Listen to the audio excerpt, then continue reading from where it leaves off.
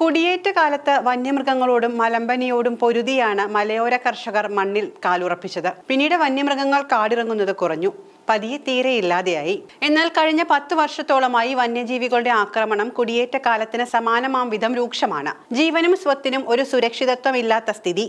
കാട്ടാന, കാട്ടുപന്നി, കുരങ്ങ്, കാട്ടുപോത്ത് തുടങ്ങി മയിൽ വരെയാണ് നാട്ടിലിറങ്ങി ജനജീവിതം ദുസ്സഹമാക്കുന്നത്. എല്ലാ ജീവികളുടെയും എണ്ണം നിയന്ത്രിക്കാനും സന്തുലിതമായി നിലനിർത്താനും പ്രകൃതി തന്നെ നിശ്ചയിച്ച ഒരു ഇരപിടിയൻ ക്രമമുണ്ട്. ഉദാഹരണമായി കാട്ടുപന്നിയെ തന്നെ നോക്കാം. ഒറ്റ പ്രസവത്തിൽ നിരവധി കുഞ്ഞുങ്ങൾ ഉണ്ടാകുന്ന ജീവിയാണ് പന്നി. ഇടയ്ക്കിടെ പ്രസവിക്കാനുള്ള ശേഷിയും പന്നിക്കുണ്ട്. സ്വാഭാവികമായും എണ്ണം കൂടും. പെരുമ്പാമ്പുകൾ ഉൾപ്പെടെ പന്നിക്കുഞ്ഞുങ്ങളെ ഭക്ഷണമാക്കുന്ന ജീവികൾ പലതുമുണ്ട്. പ്രകൃതിയിൽ തന്നെ ആഹാര ശൃംഖലയുടെ ഭാഗമാണ് ഇവ. പക്ഷേ കാട് കുറഞ്ഞപ്പോൾ ഇത്തരം ജീവികൾ ഇല്ലാതാവുകയോ കുറയുകയോ ചെയ്തു. ആഹാര ശൃംഖലയിലെ കണ്ണികൾ മുറിയുമ്പോൾ ചില ജീവികൾ മാത്രം ക്രമരഹിതമായി വർദ്ധിക്കുന്നത് സ്വാഭാവികം മാത്രമാണ്. കാട്ടുപന്നികളുടെ എണ്ണം അങ്ങനെ വർദ്ധിച്ചു. കാട്ടുപന്നിയെ ക്ഷുദ്രജീവിയായി പ്രഖ്യാപിച്ച് വെടിവെക്കുന്നതിന് കുറച്ചു കാലമായി കേരളത്തിൽ അനുമതിയുണ്ട്. എന്നാൽ ഒട്ടേറെ നിബന്ധനകൾ പാലിക്കേണ്ടതുണ്ട് എന്നതിനാൽ കർഷകർക്ക് അതിന് സാധിക്കുന്നില്ല. തോക്കുള്ള പലരുടെയും ലൈസൻസ് പുതുക്കി നൽകാൻ അധികൃതർ തയ്യാറാകാത്തതും ഒരു പ്രശ്നം തന്നെയാണ്. വർഷങ്ങളുടെ അധ്വാനം നിമിഷ നേരം കൊണ്ട് നശിപ്പിക്കുന്നത് നിസ്സഹായരായി നോക്കി നിൽക്കേണ്ട ഗതികേടിലാണ് കർഷകർ. അബദ്ധത്തിൽ ആനയടക്കമുള്ളവരുടെ മുന്നിൽപ്പെട്ട് നിരവധി മനുഷ്യരാണ് കൊല്ലപ്പെട്ടത്.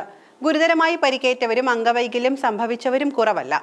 ഈ രൂക്ഷമായ വന്യമൃഗ ശല്യം പ്രതിരോധിക്കാൻ ഓരോ വർഷവും കോടികളുടെ പദ്ധതികളാണ് വനം വകുപ്പ് നടപ്പിലാക്കുന്നത് എങ്കിലും ഒന്നും ഫലവത്തായില്ല.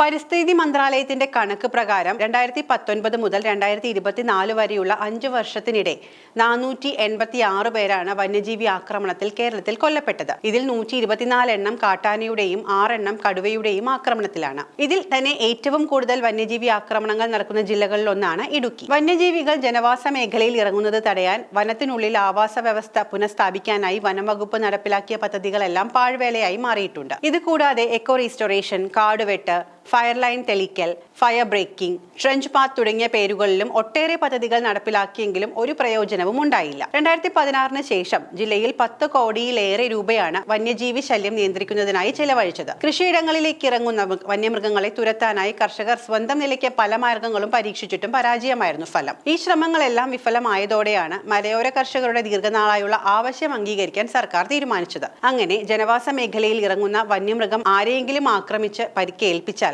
ഉടൻ തന്നെ ആ വന്യമൃഗത്തെ കൊല്ലാൻ ഉത്തരവിടാൻ ചീഫ് വൈൽഡ് ലൈഫ് വാർഡന് വന്യജീവി ആക്രമണങ്ങൾ തുടർക്കഥയായ ജില്ലയിലെ വനമേഖലയോട് ചേർന്ന് അധിവസിക്കുന്ന കർഷകർക്കും ആദിവാസികൾക്കും ബിൽ നിയമമായാൽ വലിയ ആശ്വാസമാകും. വന്യജീവി ആക്രമണത്തിൽ ആർക്കെങ്കിലും ഗുരുതരമായി പരിക്കേറ്റാൽ ബന്ധപ്പെട്ട ജില്ലാ കളക്ടറോ ചീഫ് ഫോറസ്റ്റ് കൺസർവേറ്ററോ അക്കാര്യം ചീഫ് വൈൽഡ് ലൈഫ് വാർഡനെ റിപ്പോർട്ട് ചെയ്താൽ അദ്ദേഹത്തിന് മറ്റു നടപടിക്രമങ്ങൾക്ക് വേണ്ടി സമയം പാഴാക്കാതെ തന്നെ ആ വന്യമൃഗത്തെ കൊല്ലുന്നതിനുൾപ്പെടെയുള്ള നടപടി സ്വീകരിക്കാം. നിലവിലുള്ള കേന്ദ്ര നിയമത്തിലെയും കേന്ദ്ര സർക്കാർ പുറപ്പെടുവിച്ച സ്റ്റാൻഡേർഡ് ഓപ്പറേറ്റിംഗ് പ്രൊസീജിയറിലെയും നടപടിക്രമങ്ങൾ ഒഴിവാക്കി അടിയന്തര നടപടി സ്വീകരിക്കാൻ സാധ്യമാകുന്നതാണ് ഈ ബില്ലിലെ വ്യവസ്ഥകൾ. പട്ടിക 2 വന്യമൃഗങ്ങളുടെ എണ്ണം വർദ്ധിച്ചാൽ ജനന നിയന്ത്രണം, നാടുകടത്തൽ എന്നിവയ്ക്കും ബില്ലിൽ വ്യവസ്ഥയുണ്ട്.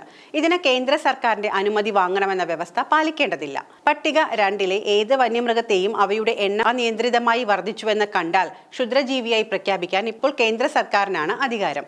ഇതിനു പകരം സംസ്ഥാന സർക്കാരിന് ഈ അധികാരം നൽകുന്നതും ബില്ലിൽ വ്യവസ്ഥ ചേർത്തിട്ടുണ്ട്. ക്ഷുദ്രജീവിയായി പ്രഖ്യാപിച്ചു കഴിഞ്ഞാൽ അത്തരം വന്യജീവിയെ ആർക്ക് വേണമെങ്കിലും ഏതു വിധത്തിലും കൊല്ലാം. അതിന്റെ ഇറച്ചി കഴിക്കുന്നതിനും തടസ്സമുണ്ടാകില്ല. കാട്ടുപന്നിയെ ക്ഷുദ്രജീവിയായി പ്രഖ്യാപിക്കാൻ സംസ്ഥാന സർക്കാരിന്റെ നിവേദനങ്ങൾ വഴിയും നിയമസഭയുടെ പ്രമേയം വഴിയും കേന്ദ്ര സർക്കാരിനോട് പലതവണ ആവശ്യപ്പെട്ടിട്ടുണ്ടെങ്കിലും കേന്ദ്രം അനുമതി നൽകിയിരുന്നില്ല. ഈ സാഹചര്യത്തിലാണ് സംസ്ഥാന സർക്കാർ ഭേദഗതി ബിൽ കൊണ്ടുവരുന്നത്. നാട്ടിലിറങ്ങുന്ന വന്യമൃഗങ്ങളെ കൊല്ലാനുള്ള നിലവിലുള്ള കേന്ദ്ര നിയമത്തിൽ വകുപ്പുകൾ നിലനിൽക്കെ തന്നെ പുതിയ നിയമനിർമ്മാണത്തിന് സംസ്ഥാനം തുനിയുന്നത് സർക്കാരിന് വന്ന വീഴ്ച മറച്ചുവെക്കാൻ വേണ്ടി മാത്രമാണ് എന്നാണ് പ്രതിപക്ഷത്തിന്റെ ആരോപണം. ഏതു ഘട്ടത്തിലും സർക്കാർ ഏത് മൃഗത്തെയും അപകടകാരിയാണ് എന്നും ജീവന ഭീഷണിയാണ് എന്നും പ്രഖ്യാപിച്ചാൽ ഒരു നിയമ തടസ്സവും നിലവിലില്ല. ഇതുവരെ സർക്കാർ പ്രകടിപ്പിച്ച മെല്ലെപ്പോക്ക് നയം ജനങ്ങൾക്കിടയിൽ വലിയ അവമതിപ്പുണ്ടാക്കിയിട്ടുണ്ട്. തങ്ങൾ ചെയ്യുന്നതാണ് ശരിയെന്ന് വരുത്തി തീർക്കാനാണ് ഈ നീക്കത്തിന് പിന്നിലെന്നും പ്രതിപക്ഷം ആരോപിക്കുന്നു.